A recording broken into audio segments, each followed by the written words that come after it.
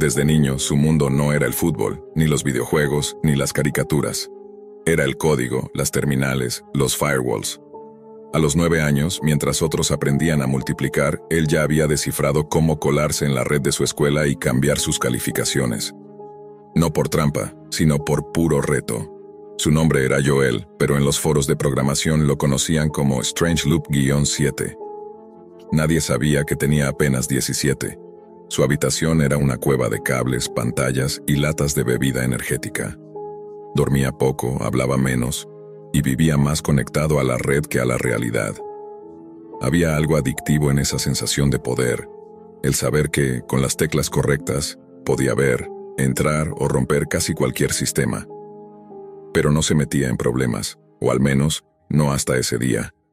Una madrugada de insomnio, navegando en un foro de conspiraciones sobre redes secretas y satélites espías, encontró un hilo con muy pocos comentarios. El título era simple: Palacio de Satán. ¿Alguien más ha entrado?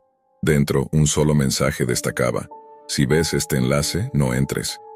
No hay vuelta atrás.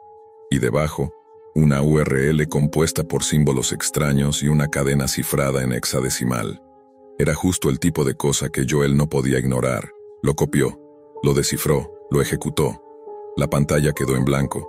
Solo una línea en rojo apareció: bienvenido, 2 puertas, una sola salida. Y justo debajo, 2 iconos brillaban en la oscuridad digital: Farm 1 y Farm 2. Movido por una mezcla de escepticismo y adrenalina, Joel hizo clic en Farm 1. En ese instante, su ventilador comenzó a zumbar más fuerte, como si su computadora supiera que lo que estaba por venir no era normal. La pantalla cambió bruscamente. Un fondo negro, una habitación iluminada con una sola lámpara, y al centro, una figura humana.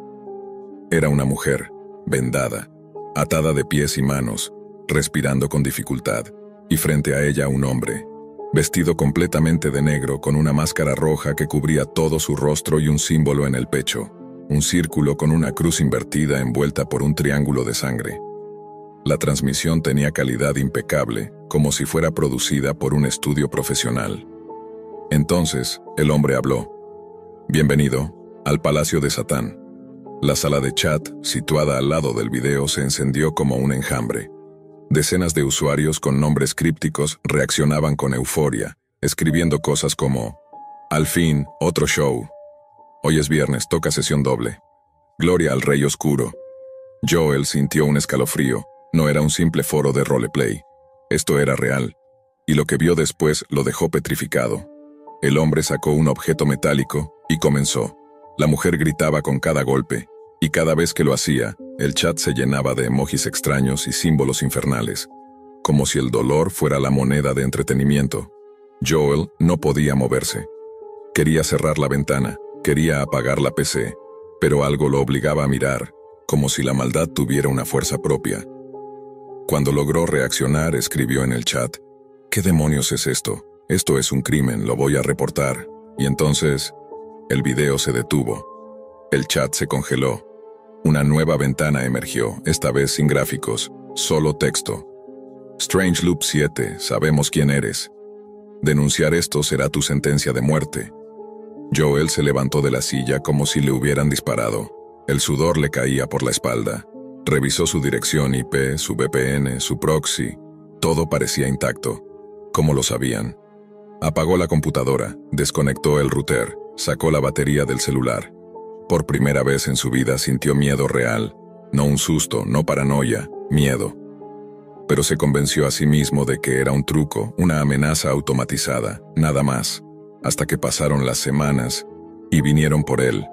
Era un martes cualquiera. Estaba solo en casa revisando tareas en su laptop cuando escuchó un golpe en la puerta trasera. Luego otro. Cuando miró por la ventana, su corazón casi se detiene. 3 hombres vestidos de negro con máscaras rodeaban su casa. Joel corrió al pasillo, descalzo, sin pensar. Alcanzó a ver cómo uno de ellos rompía el cristal de la cocina. Pero lo que lo paralizó fue un detalle. El hombre que entró primero tenía tatuado en el cuello el mismo símbolo que el torturador del video. El círculo, la cruz invertida, el triángulo. Era real. Todo era real. Joel no pensó. Actuó por puro instinto. Saltó por la ventana del baño, cayó mal, se torció el tobillo, pero no se detuvo. Corrió descalzo por el callejón trasero de su casa mientras detrás de él escuchaba vidrios rotos, pasos pesados y una voz distorsionada gritar su nombre real. Joel. Eso fue lo que lo destruyó por dentro. No lo habían llamado por su alias, no por Strangeloop 7.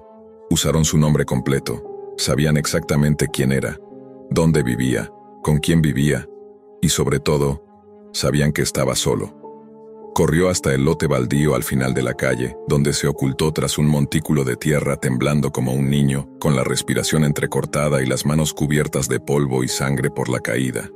Durante 20 minutos no escuchó nada, ni pasos, ni autos, ni sirenas, solo el sonido de su corazón golpeando con fuerza en sus oídos. Cuando por fin se atrevió a moverse, gateó hasta una barda, trepó como pudo y terminó en el patio trasero de un vecino que apenas conocía. Nadie en ese barrio tenía cámaras. Nadie salía por curiosidad. La mayoría fingía que todo estaba bien aunque no lo estuviera. Esa noche, Joel no regresó a casa. Durmió en un hostal barato del centro. Pagó en efectivo. Se registró con un nombre falso, y mientras se duchaba con agua fría, temblando y tratando de no llorar, lo entendió. No había sido un simple espectador de un crimen. Había sido marcado, sellado, observado. Al día siguiente, cuando fue a su casa por lo esencial, no encontró ni una sola huella. Todo estaba limpio, demasiado limpio. La computadora había desaparecido, el router también. No había señales de entrada forzada, ni de pelea, ni de invasión. Solo una cosa nueva. Un papel impreso, dejado sobre su cama, una imagen en blanco y negro del tatuaje y una frase: no vuelvas a buscar, no vuelvas a hablar. Pasaron semanas. Joel dejó la escuela. Cambió de número. Evitó usar computadoras. Cada vez que veía a alguien con gorra o lentes oscuros, su cuerpo se tensaba. La paranoia se volvió parte de su rutina, pero la mente de un hacker no se apaga. Y aunque había prometido nunca más acercarse a la Deep Web, la necesidad de entender lo que había visto, de saber si era el único, fue más fuerte. Así que una noche, después de muchas pastillas para la ansiedad, entró a una vieja cabina de internet en un barrio marginal de la ciudad. Pagó por una hora. Pidió que no se registrara el historial. Se conectó. Usó una red cifrada, saltó por proxies en Islandia, Corea y Venezuela. Llegó a un nodo oculto que recordaba haber usado años atrás. Y buscó. Escribió: Palacio de Satán. Al principio, nada. Pero después aparecieron 3 resultados. 1. Una discusión archivada en un foro cerrado, con fecha de hace más de 8 años. 2. Una imagen distorsionada con un enlace inactivo. 3. Un audio. Corto. 17 segundos. Lo descargó. Lo abrió. Era la voz del torturador. Volviste, Joel. Dijimos que no hablaras. El navegador se cerró solo. La pantalla parpadeó. Y en letras rojas apareció una nueva advertencia. Tercera advertencia, ya no habrá cuarta. Joel se levantó bruscamente. Salió corriendo de la cabina. Olvidó su mochila. Vomitó en una alcantarilla. Ya no era miedo. Era terror crudo. Con el tiempo entendió que el Palacio de Satán no era solo un canal de tortura. Era una organización. Un culto digital. Un círculo cerrado que transmitía violencia real para un público exclusivo y pagado. Los participantes no eran actores, las víctimas no eran voluntarias. Y quienes lo financiaban no eran simples usuarios, sino figuras intocables. Tal vez políticos, empresarios, jueces, hackers, policías. Había niveles dentro de ese sistema. El video que Joel vio era solo la superficie. Los archivos Farm 1 y Farm 2 eran puertas distintas a circuitos diferentes de horror. Y se decía que quienes entraban a Farm 2 no solo veían, participaban. Y lo más perturbador era esto. Joel descubrió, mediante búsquedas cruzadas en viejos foros de seguridad, que al menos 4 adolescentes más en diferentes partes del mundo habían reportado cosas similares. Solo uno había hablado en voz alta. Era un canadiense que publicó una denuncia en Reddit en 2014. Semanas después, desapareció. Su cuenta fue eliminada, su historial borrado, y su nombre real jamás volvió a aparecer. Joel ya no era Joel. Cambió de identidad, de ciudad, de rostro incluso. Vivía con un teléfono quemado. Dormía en hoteles donde se pagaba por noche, no por semana, y cada vez que escuchaba pasos detrás suyo, miraba al suelo buscando tatuajes. Pero una noche, en una estación de tren, ocurrió algo que no esperaba. Un niño, no más de 12 años, le pidió ayuda para cargar su mochila. Joel por instinto accedió, pero al levantar la mochila algo cayó al suelo. Una hoja impresa, con una imagen, el mismo tatuaje, y una nota escrita a mano. Nunca te fuiste, siempre fuiste parte. Joel quedó paralizado. El niño ya no estaba. Miró a su alrededor, tratando de ubicarlo entre la multitud de viajeros que pasaban por el andén, pero no había nadie con su descripción. Nadie que pareciera siquiera haber notado la escena. Solo él, con la mochila en la mano, y la nota en el suelo. La leyó una y otra vez. Nunca te fuiste, siempre fuiste parte. No entendía qué significaba. ¿Acaso lo estaban manipulando? ¿Era una amenaza o una revelación? Dejó caer la mochila y salió del lugar. Caminó sin rumbo por horas. Su mente giraba entre imágenes de aquel video, los símbolos, los hombres vestidos de negro y ese niño con ojos vacíos. Todo era una espiral sin sentido, hasta que llegó a un parque y se sentó en una banca metálica, exhausto. Ahí se quedó dormido. Y cuando despertó, su mundo cambió para siempre. Estaba en una habitación blanca, luz blanca, paredes blancas, sin puertas, sin ventanas, atado. Un zumbido apenas perceptible llenaba el aire. Joel intentó gritar, pero su boca estaba sellada con cinta. Lo único que escuchó fue el clic de una cámara encendiéndose. Frente a él, una lente lo apuntaba directamente, y del techo descendió una pantalla. En ella apareció una transmisión en vivo. Miles de espectadores conectados, nombres con caracteres extraños, y un título proyectado arriba, sesión especial, el traidor. Luego, la figura enmascarada apareció. El mismo traje negro, la misma máscara roja, el mismo tatuaje. «Saluden a Joel», dijo, con voz distorsionada. Nuestro querido visitante curioso. Creyó que podía mirar desde afuera, creyó que podía salir. Pero en el palacio, todos los que miran pertenecen. El chat explotó. Finalmente, el show que esperábamos. Pago doble por ver esto en vivo. Joel forcejeó con todas sus fuerzas, desesperado, jadeando bajo la cinta. Sus piernas temblaban, su mente gritaba. Pero fue inútil. El torturador se acercó, con una cámara de mano. La colocó frente a él, y lo miró directamente. No es castigo, Joel, es destino. Los espectadores son las nuevas víctimas. Los que intentan apagar esto, se convierten en el espectáculo. Y luego, en la pantalla, apareció algo que Joel jamás imaginó, un mosaico. Decenas de pequeñas ventanas en tiempo real. En cada una, un joven diferente, amarrado, como él, con el mismo símbolo tatuado o marcado sobre su piel. Algunos dormidos, otros llorando, otros ya sin vida. Y en la parte inferior, una leyenda parpadeando. Farm 1, ejecutando. Farmo 2, esperando siguiente lote. Joel entendió demasiado tarde que el Palacio de Satán no era un lugar, era un sistema, una maquinaria de horror diseñada para reciclar el morbo de miles y convertirlo en sacrificio. No necesitaban seguidores, solo visitantes, solo un clic. El infierno ya no estaba bajo tierra. Estaba alojado en servidores ocultos, cifrados, descentralizados. Y cada vez que alguien entraba por curiosidad, se alimentaba. La cámara se acercó a sus ojos y el enmascarado susurró: «Bienvenido a casa». Todo comenzó una noche cualquiera. No había nada especial en ese sábado. Estábamos en casa de Kevin, un compañero de clases. Su familia se había ido a pasar el fin de semana fuera, así que teníamos la casa para nosotros. Pizza, refrescos, videojuegos. Lo típico. Pero a Kevin se le ocurrió algo diferente. ¿Quieren ver algo real?, dijo, con esa sonrisa que mezcla curiosidad y desafío.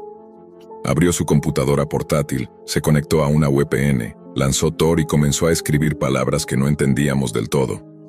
Era la primera vez que yo escuchaba hablar con tanta soltura sobre la Deep Web. Pensé que solo existía en mitos o películas de miedo, pero no. Kevin parecía saber lo que hacía. Navegamos por algunas páginas sin sentido, foros rotos, tiendas ilegales, cosas extrañas, Nada parecía demasiado real hasta que apareció una ventana emergente. No tenía título ni descripción, solo un fondo negro y un botón rojo que decía ver ahora. Kevin dudó. Nosotros también. Pero la presión grupal hizo lo suyo. Un clic, pantalla negra, cargando. Entonces apareció. Un escenario improvisado, oscuro, húmedo, con paredes manchadas. Frente a la cámara, un hombre enmascarado. Su rostro estaba cubierto con una careta blanca sin rasgos. Llevaba un sombrero de copa, una capa negra y guantes de cuero. Detrás de él, dos mujeres encadenadas a la pared. Una de ellas, robusta, estaba llorando. La otra, joven, atractiva, parecía en shock. El hombre habló con una voz distorsionada. Bienvenidos al espectáculo de Hawkins. Nadie dijo nada. En la sala, el silencio era espeso.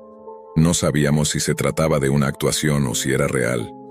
Pero cuando Hawkins tomó unas tijeras de jardinería y empezó a cortar lentamente la ropa de la mujer más grande, todo cambió. No podíamos apartar la mirada. Era como estar hipnotizados por el horror. Hawkins hablaba todo el tiempo, humillando a las mujeres, riéndose con un tono que no parecía humano. La audiencia decide quién vive y quién muere, dijo, señalando una pequeña pantalla con comentarios en tiempo real. Entonces usó las tijeras. Luego una motosierra. No puedo describir lo que vimos. Kevin vomitó en una esquina. Yo solo lloraba, paralizado. Cuando todo parecía terminar, Hawkins se acercó a la cámara, la miró directamente y pronunció lo que nos congeló la sangre. Kevin M., de calle Grayson 14. ¿Te está gustando el show? Kevin gritó. Cerró la laptop de golpe. ¿Cómo sabe mi dirección? Nunca habíamos visto a alguien temblar como él. Nos juró que nunca había dado su nombre real en ningún sitio. Que todo lo había hecho bien, con seguridad. Pero alguien lo había encontrado. Después de esa noche, nos alejamos de Kevin. Nadie quería seguirle el rastro. Se volvió paranoico. Decía que lo seguían, que escuchaba ruidos en su patio, que su celular se reiniciaba solo. Su rostro se volvió cada vez más pálido, ojeroso, perdido. Hasta que una tarde nos enteramos de la noticia. Kevin y sus padres fueron encontrados muertos en su casa. Ejecutados. La policía no daba detalles. Solo decían que Kevin no estaba entre los cadáveres. Su cuerpo no aparecía. Era como si se lo hubiera tragado la tierra. No dormí por semanas. Cada sonido en mi casa me sobresaltaba. Y entonces, una noche, en el silencio de la madrugada, descubrí algo que me cambió para siempre. Bajé al sótano por una falla eléctrica. Llevaba una linterna en la mano. Al acercarme al medidor, noté una rendija en la pared que nunca había visto antes. Una placa de madera clavada, pero floja. Al quitarla, encontré un pasaje angosto. Avancé con miedo, tragando saliva. Y ahí estaba, un cuarto oculto, oscuro, mal ventilado, con una silla metálica en el centro, esposas oxidadas, salpicaduras marrones en las paredes. En una mesa, una laptop vieja. Junto a ella, una cámara, y lo peor, una máscara blanca, un sombrero de copa, una capa negra, el disfraz de Hawkins. Me arrodillé. Sentía que iba a vomitar. Revisé la laptop. Encendida, sin clave. Archivos sin nombre. Videos, imágenes, carpetas con fechas. Una con el nombre Kevin. Otras con nombres que no conocía. Corrí. Grité. Llamé a la policía. Mi mundo se derrumbó esa noche. Mi padre fue arrestado en la madrugada. Desde la ventana de mi habitación, vi cómo se llevaban a mi padre esposado, con la cabeza gacha y el rostro inexpresivo. No opuso resistencia. No gritó. No preguntó por qué. Caminó como si lo supiera todo desde el principio, como si finalmente se liberara de un peso que cargaba en secreto. Mi madre estaba en shock. Se desmayó cuando vio la máscara. Yo no sabía qué sentir. Era como si me hubieran arrancado el suelo bajo los pies. En la comisaría los agentes solo decían una frase que se repetía una y otra vez. El caso está en manos de cibercrimen. Pasaron los días. La noticia no tardó en filtrarse. Aunque no revelaron su identidad en los medios, en la escuela todos lo sabían. Ya no era solo el chico que vio un video enfermo con Kevin. Ahora era el hijo de Hawkins. Me convertí en el centro de miradas, de susurros, de burlas crueles disfrazadas de preocupación. Algunos me preguntaban si yo lo sabía. Otros si yo había participado. Yo solo quería desaparecer. A veces cerraba los ojos y me preguntaba si todo había sido un mal sueño, si esa noche en casa de Kevin no había pasado. Pero lo que había en ese sótano era real. Sangre seca, esposas, una transmisión encendida sin que nadie lo supiera. Una noche me atreví a volver, solo, al sótano. Quería entender. Necesitaba saber si mi padre había dejado algún mensaje, algo que explicara lo que había hecho. En la laptop encontré una carpeta oculta, bloqueada con contraseña, pero también un archivo de texto, sin título. Lo abrí. Eran instrucciones, claves, una lista de códigos para ingresar a foros dentro de la Deep Web. Algunos estaban tachados, otros tenían anotaciones: verificado, descartado, demasiado público, útil para captar curiosos. Entre todo eso, había una frase escrita a mano en la parte inferior del papel, pegada con cinta sobre la pantalla. El miedo se hereda, la oscuridad también. Esa noche no dormí. Comencé a investigar por mi cuenta. No podía creer que mi padre, ese hombre tranquilo que cocinaba los domingos y se dormía viendo noticias, fuera el responsable de esas transmisiones. Necesitaba una explicación más grande, algo que justificara esa transformación. Fue entonces cuando lo descubrí. En el año 1995, en otro estado, una mujer desapareció sin dejar rastro. Su nombre era Rebecca Hawkins. Trabajaba como asistente social. Había reportado por lo menos 3 casos de abuso infantil dentro de su comunidad. Luego, silencio. Desapareció sin dejar huellas. Lo único que se encontró fue una carta escrita con tinta roja, con una frase perturbadora. Me hiciste ver el dolor, ahora yo te mostraré el arte. Ese fue el primer registro conocido con el nombre Hawkins. No pude evitar pensar que mi padre había conocido a esa mujer. Tal vez fue su víctima, tal vez su testigo, o algo más. El nombre no era suyo, lo tomó de ella, como si esa desaparición hubiese marcado el nacimiento de su versión más oscura. Los investigadores me llamaban constantemente. Querían saber si yo recordaba algo extraño, si mi padre había tenido alguna actitud inusual. Yo no sabía qué responder. En realidad, todo lo que hacía parecía tan común. Un hombre de rutinas, de silencios. Pero eso era lo más aterrador. El monstruo estaba disfrazado de normalidad. Pasaron los meses, la casa fue asegurada y el jardín excavado. Lo que encontraron ahí no se puede contar en voz alta sin que tiemble la garganta. Cuerpos, partes, ropa enterrada. Uno de los cadáveres, envuelto en plástico, tenía el rostro de Kevin. El resto eran mujeres. Algunas coinciden con reportes de desaparecidas de hace más de una década. Yo dejé la escuela, cambié de ciudad, viví con mis tíos por un tiempo, pero el sótano sigue en mi cabeza, y la máscara, y esa cámara que parecía siempre encendida, como si aún estuviera transmitiendo en secreto. Lo peor fue cuando una madrugada, mientras revisaba mi correo, recibí un mensaje. Sin remitente, sin asunto, solo una imagen adjunta. La abrí. Era una foto de mí, dormido, tomada desde el umbral de mi puerta. Me congelé al ver la foto. Mi primer pensamiento fue que alguien se había metido en la casa. Corrí a revisar todas las cerraduras, revisé cada habitación, cada rincón. Todo parecía en orden. Pero yo sabía que esa imagen era real. Era mi habitación, mi postura, mi pijama. Y lo más perturbador, esa sombra apenas visible en el marco de la puerta. Alguien había estado allí, viéndome. Llamé a la policía. Cuando llegaron ya no había rastro de intrusos. Revisaron la casa, las cámaras de seguridad de los vecinos, pero no encontraron nada útil. El correo se había autodestruido. Me dijeron que probablemente era un imitador, alguien enfermo intentando aprovecharse del caso de mi padre. Pero yo sabía que no era un imitador. El lenguaje, la precisión, la estética. Era la misma firma digital que Hawkins usaba en los metadatos de sus videos. Fue entonces cuando me di cuenta de una verdad que me destrozó. Hawkins no era solo mi padre. Hawkins era una idea, una entidad digital que sobrevivía más allá del individuo.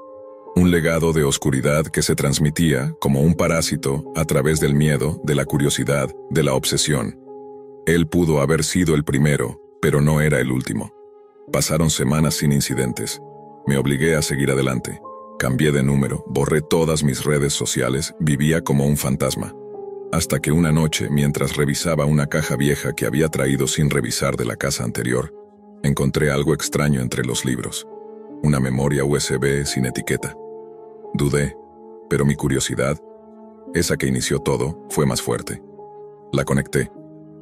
Solo había un archivo de video. Lo abrí. Pantalla negra. Luego, una habitación. Una cámara enfocando una pared vacía. Hasta que lentamente una figura entró en cuadro. Un hombre, con sombrero de copa, con capa negra y con mi rostro. No estaba actuando. No era editado, era yo. Yo, vestido como Hawkins, caminando hacia la cámara con la misma postura, la misma máscara en la mano. Me derrumbé. No entendía nada. Busqué la fecha del archivo. Había sido creado un día antes de la muerte de Kevin.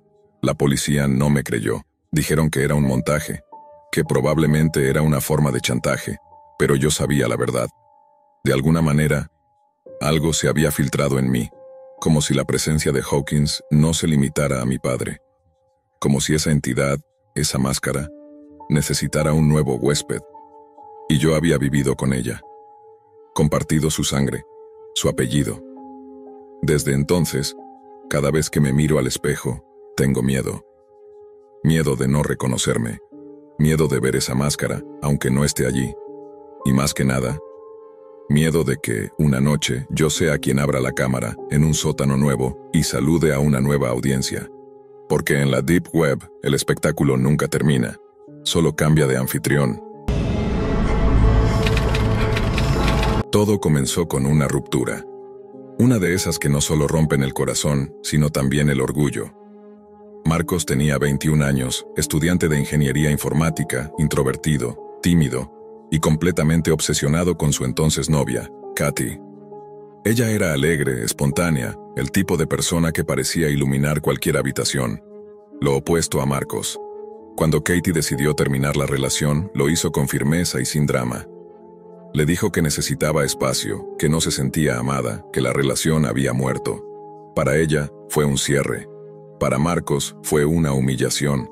Al principio solo lloraba, no dormía, no comía.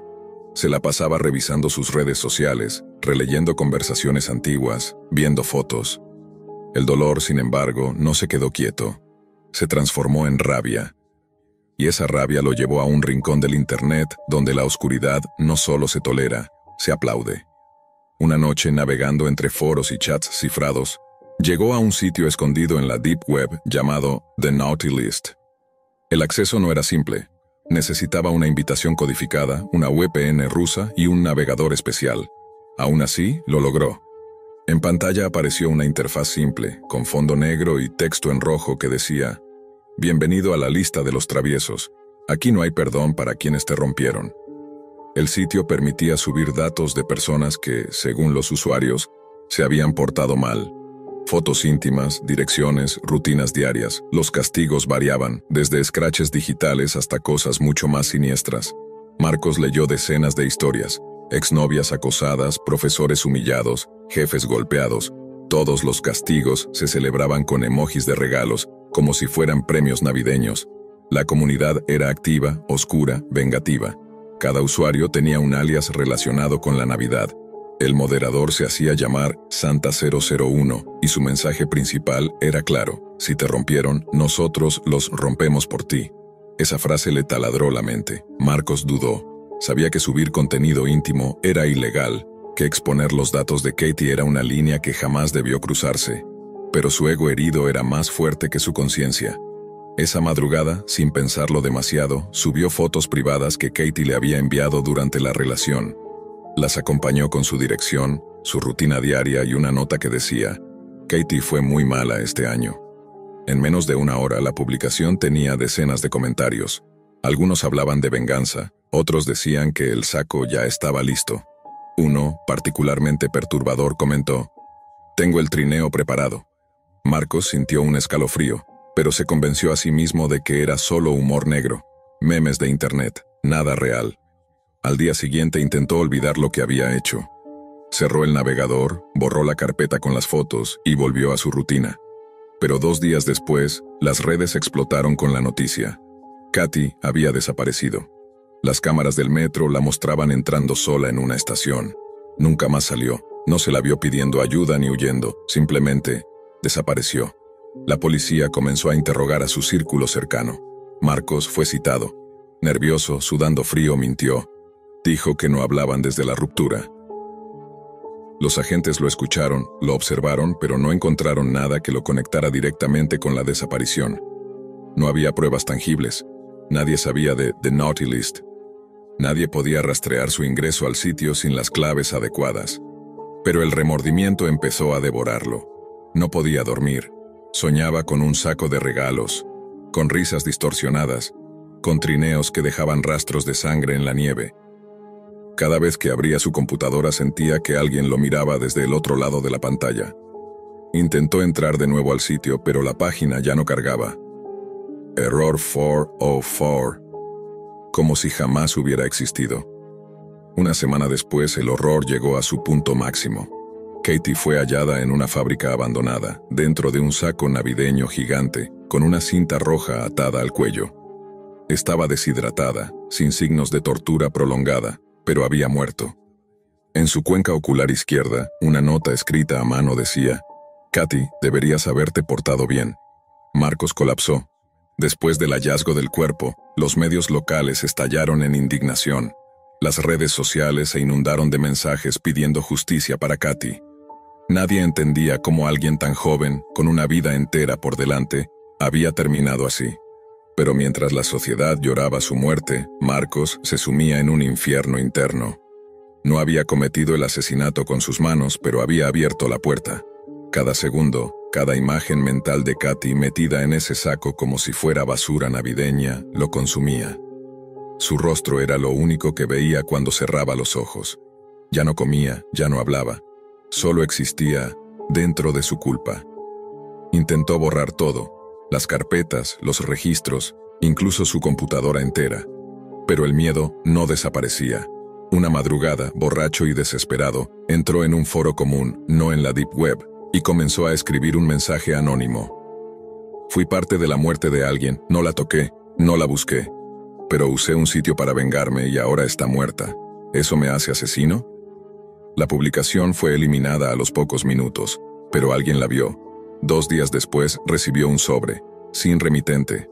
Dentro había una sola hoja impresa con una imagen perturbadora. Una sala llena de sacos navideños, todos cerrados con cinta roja. Algunos estaban abiertos y mostraban partes humanas. En el pie de foto, una sola frase: «Gracias por tu aporte, Elfo 027». Ese era el alias que había usado para registrarse en The Naughty List. Marcos entró en pánico. Intentó rastrear el origen del sobre. Nada. Las cámaras de vigilancia de su edificio habían sido saboteadas esa noche. Las huellas fueron borradas. Nadie lo había visto dejar el sobre. Estaba claro, alguien lo estaba observando. Y no era la policía. Fue entonces cuando comprendió que The Naughty List no era solo un foro de venganza digital. Era un canal directo hacia una red organizada, probablemente con nexos en el tráfico humano, en la tortura por encargo y en asesinatos personalizados. Y él les había dado un nombre, una dirección, una víctima. Intentó confesarse con la policía, pero sin pruebas concretas ni rastros del sitio, que parecía haber desaparecido del mapa digital. Lo único que logró fue que lo miraran con escepticismo. «No podemos arrestar a alguien por sentirse culpable», le dijeron, «a menos que confiese un crimen real». Nadie podía probar su participación. Nadie, excepto él mismo, y los que estaban detrás de la lista. Una semana después, apareció otro sobre. Esta vez había una tarjeta navideña. Sonaba al abrirla. Era una risa distorsionada, como la de un Santa Claus drogado, y una nota manuscrita. «Este año tú también te portaste mal. Prepárate para tu regalo». Marcos desapareció esa misma noche. Su habitación estaba intacta, excepto por la computadora, que fue encontrada abierta, con una sola ventana activa. El foro de The Naughty List, de alguna forma reactivado, con una nueva entrada en su página principal. Nuevo travieso cargado alias. Elfo 027 crimen, traición emocional. Estado, en camino al taller de juguetes. Desde entonces, nadie volvió a saber de él. Su desaparición no fue reportada por la familia, que vivía en otra ciudad y no lo visitaba. Solo un compañero de universidad lo mencionó un mes después. La policía, sin cuerpo, sin testigos y sin pruebas, No abrió ninguna carpeta de investigación formal. Pero entre los usuarios más oscuros de la Deep Web, la leyenda continúa. Dicen que The Naughty List sigue activa aunque su acceso cambia cada mes.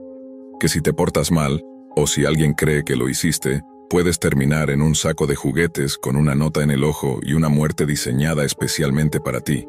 Dicen que Marcos está en algún lugar, tal vez encerrado, tal vez usado como advertencia, o tal vez ya es parte del equipo, porque en la Deep Web no hay redención, solo cadenas que atan a tus peores decisiones y un consejo que ya es demasiado tarde para él. Nunca uses el anonimato para vengarte. Puede que termines siendo tú el castigado. Algunas personas navegan la Deep Web por simple curiosidad, otros por necesidad, pero hay un grupo más reducido, los que ya lo han visto todo y buscan algo que los haga sentir otra vez. Así era Marcial, un hacker veterano, cincuentón, solitario, con más tiempo frente a pantallas que en contacto humano. Su fama en los foros oscuros lo precedía. Rompía cifrados imposibles, detectaba backdoors en servidores impenetrables y coleccionaba accesos como trofeos. Pero desde hacía un tiempo nada le emocionaba. Todo lo que encontraba en la Deep Web le sabía a refrito.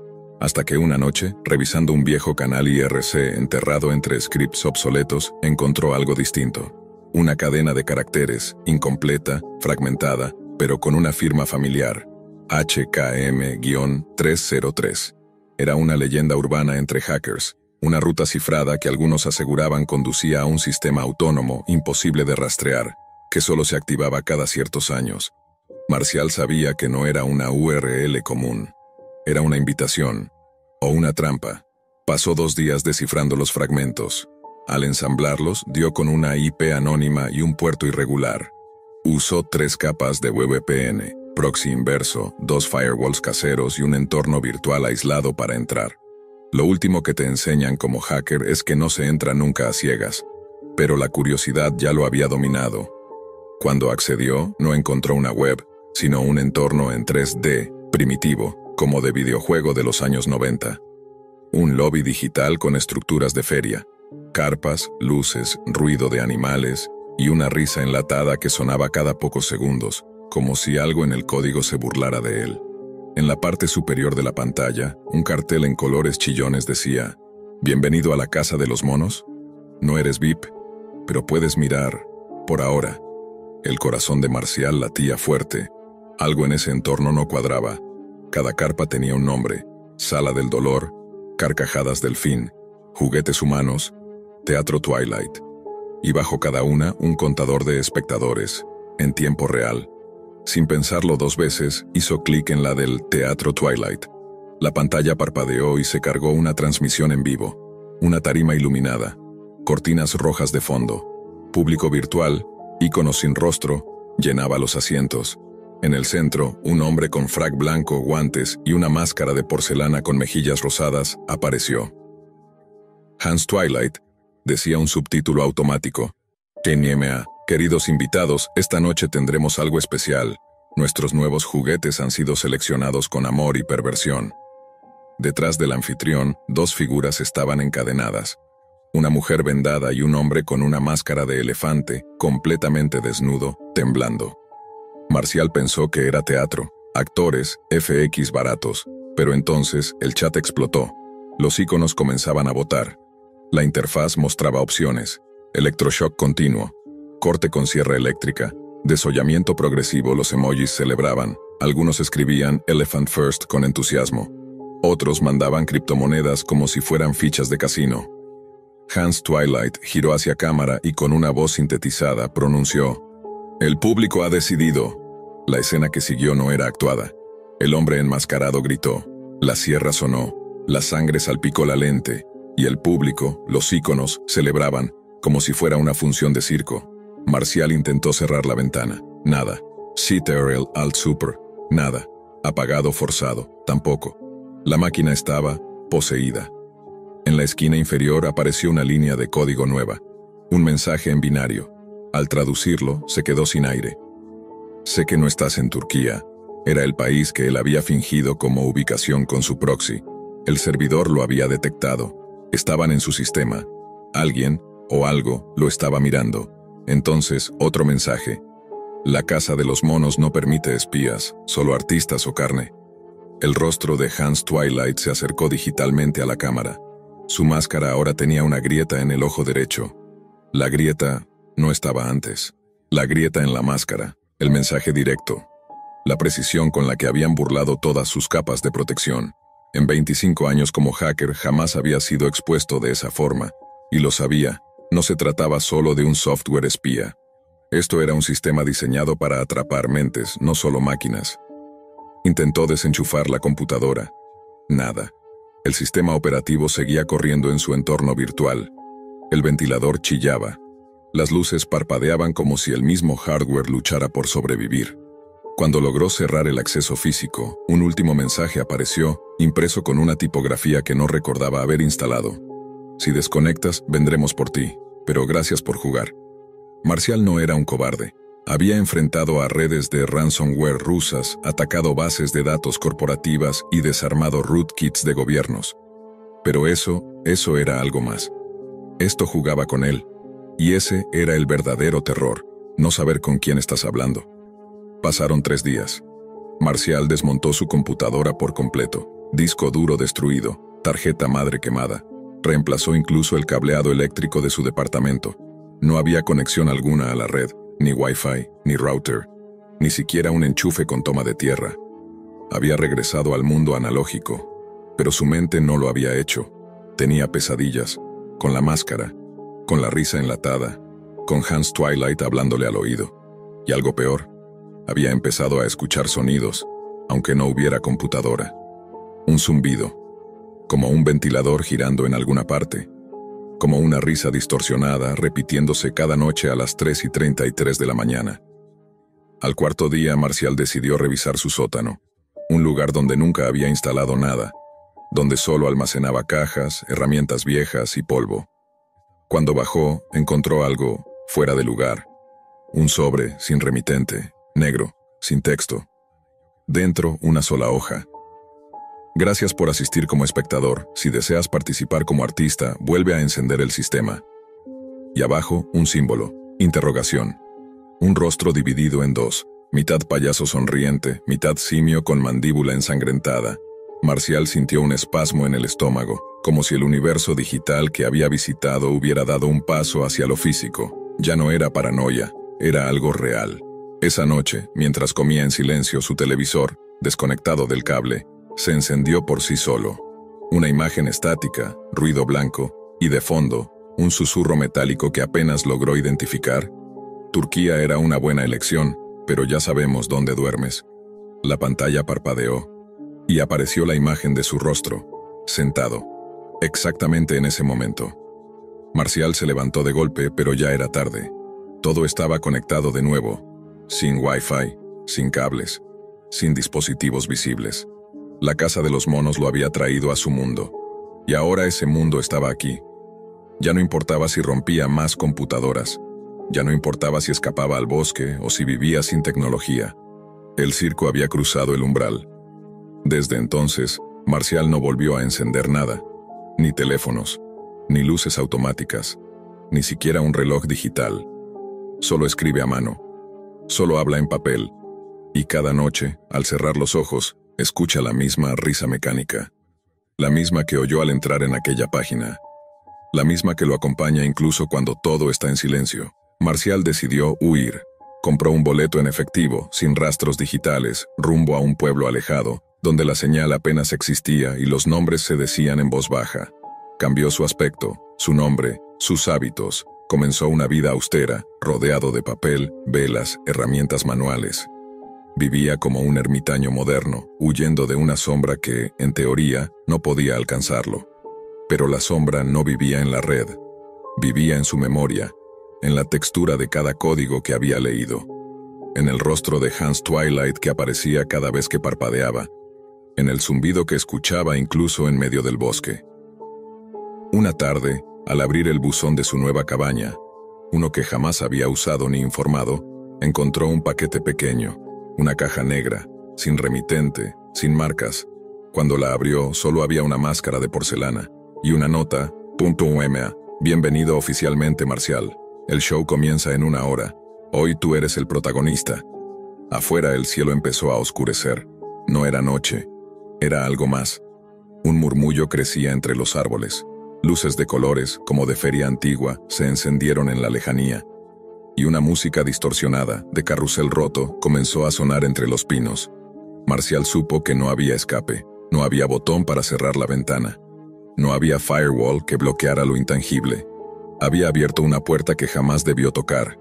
Y ahora era parte del elenco de la Casa de los Monos. El espectáculo no era digital.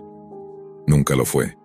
El circo vivía en quienes lo veían, y una vez que entras, el único acto final es el tuyo.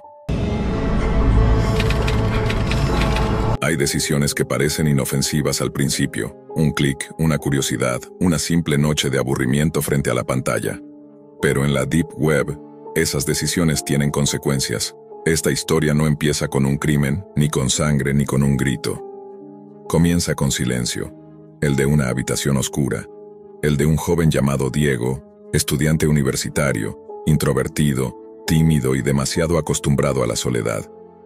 Como muchos, se topó con un video de YouTube que prometía mostrar los rincones más oscuros de la Deep Web, una voz distorsionada, imágenes censuradas y un sinfín de advertencias.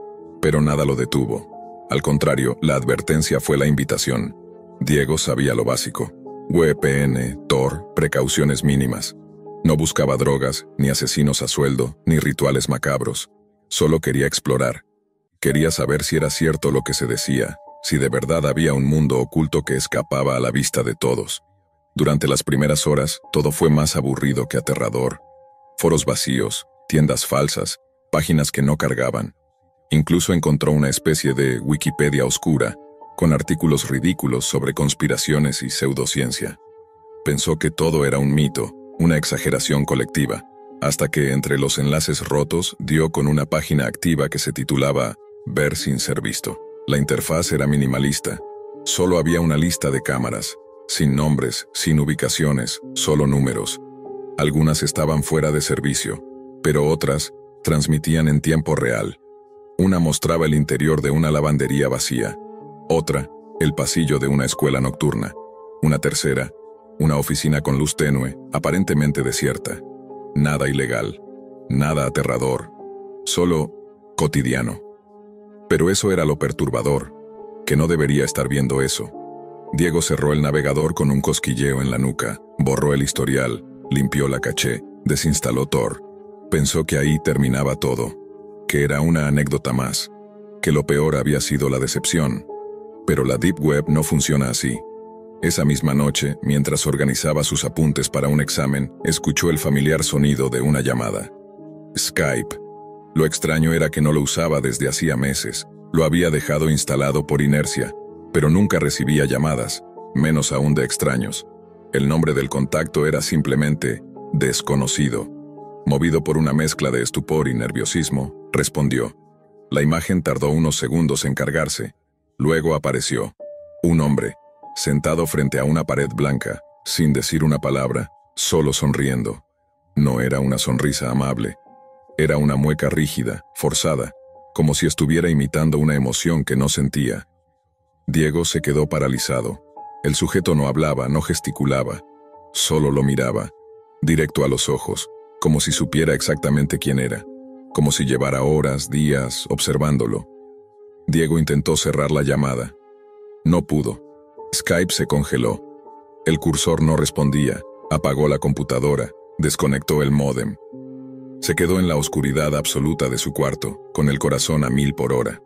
A la mañana siguiente, formateó el equipo. Vendió el disco duro. Compró una nueva computadora. Cambió de correo, de número, de hábitos. No volvió a entrar jamás a la Deep Web, ni a Skype. Pero algo dentro de él se había roto. No había visto sangre. No había escuchado gritos. Solo un rostro, una mirada, una presencia que no debería haber existido. Y desde entonces, desde aquella noche, Diego ya no fue el mismo. Lo primero que perdió fue la tranquilidad, después, el sueño. Al principio, intentó convencerse de que era una coincidencia, tal vez un error del sistema, un virus o alguien jugando con su IP. Pero por más racional que tratara de sonar en su cabeza, Una imagen lo refutaba todo. Esa sonrisa congelada, esos ojos sin parpadear, esa sensación brutal e instintiva de que estaba siendo visto, desde antes. Con el paso de los días empezó a notar detalles que antes ignoraba. La cámara de su laptop, la nueva, recién comprada, tenía una luz que titilaba sola de vez en cuando. Apenas un destello, como si alguien la activara por milisegundos y luego se esfumara. Cambió la configuración, instaló antivirus, tapó la lente con cinta negra, pero seguía sintiendo lo mismo, que había una presencia más allá de los píxeles, que alguien se escondía detrás de ese punto ciego que los ojos no alcanzan a notar, pero que el alma detecta de inmediato. Diego comenzó a obsesionarse, leyó foros sobre cámaras hackeadas, vio testimonios de víctimas, se metió en subreddits de ciberseguridad, de hacktivismo, incluso de ocultismo. Cada historia le sumaba una pieza, pero ninguna ofrecía una solución. Una noche, cerca de las 3 de la madrugada, el silencio de su cuarto fue interrumpido por un sonido que no provenía de su computadora, ni de su celular, sino de su propia televisión, apagada. Fue un clic, como si se hubiera conectado sola por HDMI. En pánico la desenchufó. Verificó que todo estuviera desconectado. No tenía cámaras activas ni micrófonos expuestos. Aún así, en su mente se repetía una idea como un eco. Él sigue ahí. Semanas después, lo que al principio era paranoia se convirtió en evidencia. Diego recibió un correo, sin asunto, sin remitente visible. Solo un archivo adjunto con nombre .jpeg. No lo abrió. Lo escaneó con todas las herramientas posibles. Nada. Sin malware aparente. Solo una imagen. La curiosidad lo venció. Abrió el archivo, y lo que vio lo dejó al borde de un colapso. Era una foto de él, dormido, tomada desde un ángulo imposible, desde el techo de su cuarto. La almohada, la frazada, su camiseta arrugada, todo en detalle. Y detrás, apenas perceptible en la oscuridad de la imagen, un rostro borroso, con la misma sonrisa que no podía olvidar. No pudo gritar, no pudo moverse. Solo cerró la laptop, la arrojó al suelo y se quedó sentado en la oscuridad. Horas, tal vez días. Desde entonces, sus clases quedaron en pausa. Su rutina se disolvió. Cambió de casa, de ciudad, de todo. No volvió a conectarse. Tiró todos sus dispositivos electrónicos. Pero el problema no era la tecnología, era él, el hombre que lo vio a través de Skype y que nunca dejó de mirar. Pasaron 3 años. Diego vivía en un pueblo olvidado, sin conexión a internet, sin redes, sin cuentas.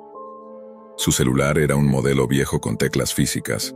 Su computadora, una portátil sin cámara ni micrófono, servía únicamente para leer archivos PDF y escribir pensamientos aislados que nunca guardaba. No había hablado de lo que ocurrió, ni a sus padres, ni a un terapeuta, ni siquiera a sí mismo. Enterró el recuerdo como si fuera un cadáver, porque había entendido algo. Las puertas digitales no se cierran con clics. Lo que se abre en la Deep Web se arrastra contigo, pero el olvido es una ilusión cómoda. Y el horror, paciente. Una tarde, en el pequeño cibercafé del pueblo, el único lugar donde Diego imprimía trabajos universitarios, la señora encargada lo saludó con amabilidad. «Tu contacto te dejó esto». «¿Contacto?» «Sí, un hombre delgado, de traje. Dijo que era tuyo». Le entregó una caja, negra, sin remitente, sin marcas. Dentro, una laptop, antigua, polvorienta, con una nota. «¿Extrañas verme?» Diego no la tocó. Salió corriendo. Esa noche volvió a casa y bloqueó con muebles todas las ventanas. Selló la chimenea. Cortó la electricidad. Durmió con un cuchillo bajo la almohada. Al día siguiente, la caja estaba en su cocina. La tapa abierta, la laptop encendida. Skype ejecutándose automáticamente, la cámara activa y una llamada en espera. Unknown está llamando. Diego se quedó paralizado, pero algo era distinto. Esta vez no estaba solo. En el reflejo de la pantalla detrás de él había alguien más, la misma sonrisa, el mismo rostro. Pero no estaba al otro lado del mundo. Estaba en su casa. El cuchillo nunca fue utilizado, porque cuando Diego giró, la pantalla se apagó por sí sola. Y se hizo el silencio. Desde entonces, nadie volvió a ver a Diego. Solo quedó la laptop, abierta, repitiendo en bucle una imagen congelada. Un chico mirando a la pantalla, con los ojos muy abiertos, como si viera algo que ningún ser humano debería ver, y en la esquina inferior del video, un mensaje parpadeando: «Gracias por aceptar la videollamada». ¿Hasta dónde llegarías para descubrir la verdad sobre alguien que amaste en silencio? ¿Y si la respuesta no estuviera en la superficie, sino en el rincón más oscuro de Internet? Terrence jamás fue alguien particularmente social. Reservado, callado, con mirada inquieta, su vida en la universidad transcurría entre bibliotecas, juegos en línea y foros de tecnología. Pero todo cambió el día que Cindy desapareció. Ella era distinta a todos, amable con todos, incluso con los solitarios como él. No eran amigos cercanos, pero se habían cruzado más veces de lo que Terrence podía contar. Compartieron clase de filosofía, algunas charlas entre clases, y una vez un café accidental en la fila del comedor. Cuando se supo que Cindy había desaparecido sin dejar rastro, Terrence no pudo dormir. Literalmente, no era solo angustia, era un presentimiento, un zumbido insistente en el fondo de su mente. Y entonces llegaron las pesadillas. Visiones perturbadoras, oscuras, de una mujer llorando en una habitación blanca sin extremidades, convertida en una muñeca humana. Al principio creyó que eran solo eso, sueños. Pero una mañana encontró un sobre sin remitente en su buzón. Dentro había una fotografía impresa. Era Cindy, sentada en una silla metálica, con mirada vacía, sin brazos ni piernas. La imagen estaba titulada a mano, con tinta roja: «Muñeca número 21». El mundo de Terrence se quebró. ¿Era real? ¿Era Cindy? ¿Era un montaje? Acudió a la policía, mostró la foto. No lo tomaron en serio. Dijeron que era un montaje, una broma macabra. Pero él lo sabía. Esa era Cindy, esa era su cara, esos eran sus ojos. Y ese era el mismo cuarto de sus pesadillas. Movido por la desesperación, comenzó a investigar. Indagó foros de desaparecidos, subreddits ocultos. Leyó sobre redes de trata, rituales y tráfico de contenido extremo. Todos los caminos lo llevaban a una palabra que siempre había evitado: Deep Web. Un lugar donde no existe moral, ni censura, ni límites. Un mundo en el que las muñecas no son juguetes, sino víctimas reales. Recordó entonces a alguien, Eric. Un compañero de clase, solitario como él, pero más siniestro. Conocido por su afición a la informática y por sus bromas inapropiadas. En más de una ocasión, Eric mencionó su fascinación por los videos reales y solía presumir de tener acceso a foros privados donde ocurrían cosas que solo los fuertes podían ver. Terrence fingió interés. Lo invitó a su apartamento con la excusa de jugar una partida de rol online. Eric aceptó sin sospechas. Mientras tomaban una bebida, Terrence actuó con frialdad, disolvió un sedante ligero en el refresco. Minutos después, Eric dormía profundamente. Con manos temblorosas encendió la laptop de Eric. Estaba protegida por claves, pero Terrence no era inexperto, sabía lo básico, y tras varios intentos accedió al sistema. Lo que encontró allí lo marcó para siempre. En el escritorio había una carpeta encriptada con nombre inofensivo: Recetas de mamá. Tras romper la clave se revelaron decenas de subcarpetas. Todas seguían el mismo patrón: muñeca número 01, muñeca número 02, muñeca número 21. El corazón de Terrence casi se detuvo. Abrió la número 21. Allí estaba el video. El cuarto blanco. La silla metálica. Cindy, sin extremidades, gritando. Una figura con máscara de cerdo caminaba alrededor de ella, hablando en un idioma inentendible, mientras una audiencia invisible escribía comentarios que aparecían en la pantalla. Eran apuestas, votos, burlas, los gritos, el llanto. Los ojos de Cindy pidiendo ayuda, directo a la cámara. Terrence no pudo seguir mirando. Quiso cerrar la laptop, pero algo lo detuvo. En otro video, segundos después, se muestra el mismo cuarto, pero el ángulo de cámara cambia. Esta vez, una toma aérea. Se ve al hombre enmascarado, y al fondo se ve otra figura. Un rostro, Terrence. Él mismo, dormido en su cama. Entró en pánico. ¿Qué estaba viendo? ¿Era una edición? ¿Estaba siendo observado? ¿O lo que soñó durante semanas había sido más que un sueño? Comenzó a revisar carpetas anteriores. Cada muñeca tenía un rostro distinto, una mujer, una historia, una tortura, todas grabadas, todas numeradas, todas convertidas en trofeos de una red secreta que operaba en las profundidades digitales. Y en cada una, un detalle lo golpeaba más fuerte que el anterior. Todas las víctimas habían sido reportadas como desaparecidas en diferentes partes del país. Ninguna fue encontrada, ninguna tenía justicia. El video de Cindy terminaba con un mensaje escrito con sangre en la pared. Ella fue buena, pero no lo suficiente. Terrence cayó de rodillas, vomitando, llorando. Había cruzado una línea de la que ya no podía regresar. Y todavía quedaba una última carpeta, una que no seguía la secuencia, no tenía número, no tenía nombre, solo estaba titulada Próxima. Terrence, paralizado ante la pantalla, observa la carpeta titulada Próxima. Sus dedos tiemblan al colocar el cursor sobre el icono. Su respiración es entrecortada como si presintiera que ese archivo contenía más que imágenes, contenía una sentencia. Haz clic, el video se abre. Aparece una habitación distinta, más grande, oscura sin el blanco aséptico de las demás. En el centro, una camilla de metal, pero no hay nadie atado, aún. En la pantalla una cuenta regresiva comienza desde 001000. Terrence parpadea. El sistema lo ha reconocido. Automáticamente su cámara web se activa. Él puede verse reflejado en una esquina de la pantalla. Está siendo transmitido, en vivo. El chat se inunda de mensajes en un idioma que no comprende, algunos emojis, risas, apuestas y un mensaje en inglés entre cientos de líneas. Bienvenido, muñeca número 22. Terrence grita. Intenta cerrar el programa. No puede. Intenta apagar la laptop. No responde. La pantalla parpadea. El video cambia a una vista en tiempo real. Es la calle donde vive. Luego la fachada de su edificio. Luego, su puerta. Alguien llama. 3 golpes secos. Congelado por el pánico, Terrence retrocede. Busca algo con que defenderse, un cuchillo, un bate, lo que sea. Pero solo encuentra su celular. Marca al 911. No hay tono, no hay red. La cuenta regresiva sigue. 00617 desesperado. Despierta a Eric a golpes. Pero el chico no reacciona. El sedante fue más fuerte de lo que pensó. Intenta arrastrarlo fuera del apartamento, pero escucha un clic del cerrojo. Alguien está intentando entrar. Terrence corre hacia la ventana. Segundo piso. No tan alto. Salta. Cae mal. Se tuerce un tobillo. Cojeando corre sin dirección. No sabe a dónde ir, solo quiere alejarse.